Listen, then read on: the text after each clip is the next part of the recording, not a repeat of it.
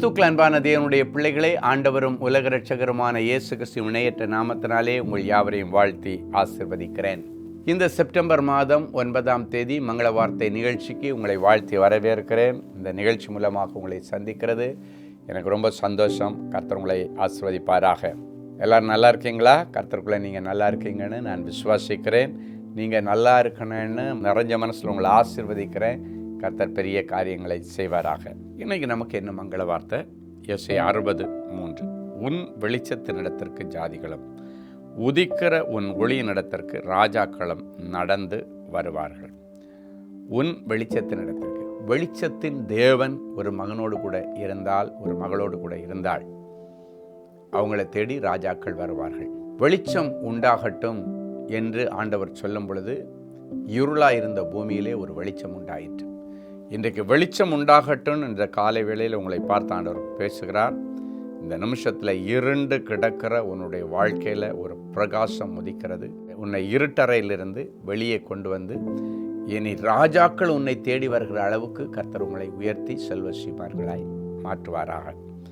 அது மட்டும் இல்லை, உதிக்கிற உன் ஒளியின் இடத்திற்கு ராஜாக்களும் நடந்து வருவார்கள். அப்படின்னா இனி ஒளியாம் இயேசு கிறிஸ்துவை பிரதிபலிக்கிற கண்ணாடிகளாக அவர்களை சுமந்து செல்கிற நடமாடும் இயேசுவாக நீங்கள் மாறணும்னு ஆண்டவர் எதிர்பார்க்கிறார். அப்போ பாருங்கள், நான் ஒரு யோசித்து பார்க்குறேன். என்னுடைய வாழ்க்கையில் நான் ஒரு பெரிய ஒன்றும் இல்லாமல் இருந்து பெரிய தொழிலதிபராக இருந்து அதன் பிறகு ஆண்டவருடைய அழைப்பை ஏற்று நான் ஊழியத்திற்கு வந்தவன். நான் பெரிய தொழிலதிபராக இருக்கும் பொழுது என்னிடத்தில் வண்டி வாங்குறதுக்கு வேணால் ஆட்கள் வருவார்கள். ஆனால் வாழ்வதற்கு வழி தேடியோ இல்லைன்னா நல்ல ஆலோசனை தேடி யாரும் வரமாட்டாங்க. கார் வாங்க வருவாங்க, அது பிஸ்னஸ்.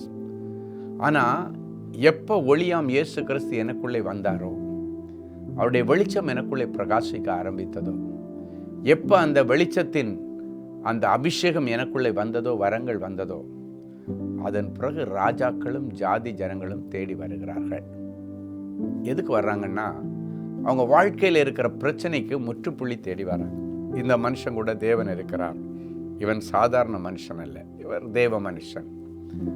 இங்கே போனால் நமக்கு நல்ல ஆலோசனை கிடைக்கும், இங்கே போனால் நமக்கு விரோதமாக உருவாக்கப்பட்ட ஆயுதங்கள் கேன்சல் பண்ணி ஜெபம் பண்ணுவார், இங்கே போனால் நமக்கு புரியாமல் கிடக்கிற நம்முடைய வாழ்க்கையில் இருக்கிற முடிச்சுகள் அவிழ்க்கப்படும், இங்கே போனால் நம்முடைய சாபங்கள் இருந்ததுன்னா அது வெளிப்படும், அதை நம்ம ஆண்டவர்கிட்ட அறிக்கை செய்து அதை கிளைம் பண்ணி நம்ம விடுதலை பெற்றுக்கொள்ளலான்னு சொல்லி ஜாதி ஜனங்கள் உதிக்கிற ஒளியின் இடத்திற்கு வருகிறார்கள். அப்படின்னாச்சுன்னா பிரகாசிக்கிற வரங்கள் செயல்படுகிற அந்த இடத்தை தேடி அவர்கள் வர்றாங்க.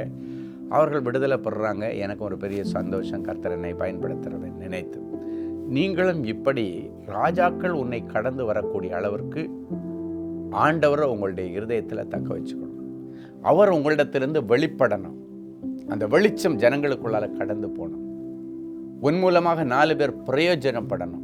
அதுக்கு இன்றைக்கி உங்களை விட்டு கொடுங்க, உங்கள் வாழ்க்கை நல்லா இருக்கும். இந்த வசனம் தான் சொல்லுகிறது. அழகாக வாசிங்க. வெளிச்சத்தினிடத்திற்கு, உன் வெளிச்சத்தினிடத்திற்கு ஜாதிகளும் உன் ஒளியினிடத்திற்கு ராஜாக்களும் நடந்து வருவார்கள். அப்படின்னா இதுக்கு மேலே ராஜாக்கள் உன்னை தேடி வர்ற அளவுக்கு கர்த்தர் உன்னை மகிமையாய் உயர்த்துவார், உருவாக்குவார்.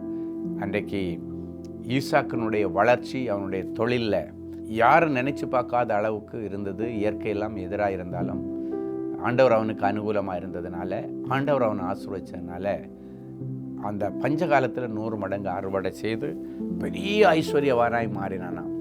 இதை கேள்விப்பட்டு ராஜாக்கள் அவனை தேடி வந்து அவனிடத்தில் சமாதான உடன்படிக்கை பண்ணி, உன் கூட ஆண்டவர் இருக்கிறாருப்பா, நீ ஆண்டவரால் ஆசீர்வதிக்கப்பட்டவன்ப்பா, அதனால் உன் கூட நாங்கள் சமாதான உடன்படிக்கை பண்ணுறோம் அப்படின்னு சொல்லுகிற காரியம் நடந்ததுன்னா, உன்னுடைய வியாபாரத்தில், உன் வேலையில், உன் ஊழியத்தில் அதே போல் ஒரு மகிமையான உயர்வை கர்த்தர் கொடுப்பார். ராஜாக்கள் உங்களை தேடி வர்ற அளவுக்கு அது ஆசீர்வாதமாக இருக்கும். ஜெபிக்கலாமா? அன்பான ஆண்டவரே, உமக்கு நன்றி. யாருக்குமே பிரயோஜனப்படாத எங்களை எடுத்து அபிஷேகம் பண்ணி உம்முடைய வெளிச்சத்தை எங்கள் மேலே போட்டு, உம்முடைய முகத்தின் பிரகாசத்தை எங்கள் மேலே போட்டு, உம்முடைய சாயலாய் மாற்றி எங்களை நீர் உருவாக்கினதற்காக முதல்ல நன்றி செலுத்துகிறப்பா. எங்கள் வெளிச்சத்தின் இடத்திற்கு ராஜாக்களும் ஜாதிகளும் கடந்து வரும்படி எங்களுக்குள்ள உம்முடைய வல்லமையை நீர் விளங்க பண்ணினதற்காய் ஸ்தோத்திரம். இந்த நிகழ்ச்சியை பார்க்குற ஒவ்வொரு பிள்ளைகளுக்கும் இந்த வார்த்தை அப்படியே நீ பலிக்கட்டும். இவர்கள் மேல் உம்முடைய பார்வை விழும் பொழுது பிரகாசமான எதிர்காலம் இவர்களுக்கு கிடைக்கட்டும். இவருடைய ஊழியத்தில் ஒரு பிரகாசம், இவருடைய தொழிலில் ஒரு பிரகாசம், வேலை ஸ்தலத்தில் ஒரு பிரகாசம், படிப்பில் ஒரு பிரகாசத்தை என் பிள்ளைகள் பார்க்கட்டும். என் இருள் இவருடைய வாழ்க்கையில் இருக்கக்கூடாது. இருளின் ஆதிக்கத்தில் இவர்களை பிடுங்கி கொண்டு வந்து வெளிச்சத்தின் பிள்ளைகளாய் மாற்றும். இவருடைய வாழ்க்கை எழும்பி பிரகாசிக்கிற வாழ்க்கையாக இருக்கும்படி ஆசீர்வதிக்கிறேன். இயேசுவின் மூலம் பிதாவே, ஆமென்.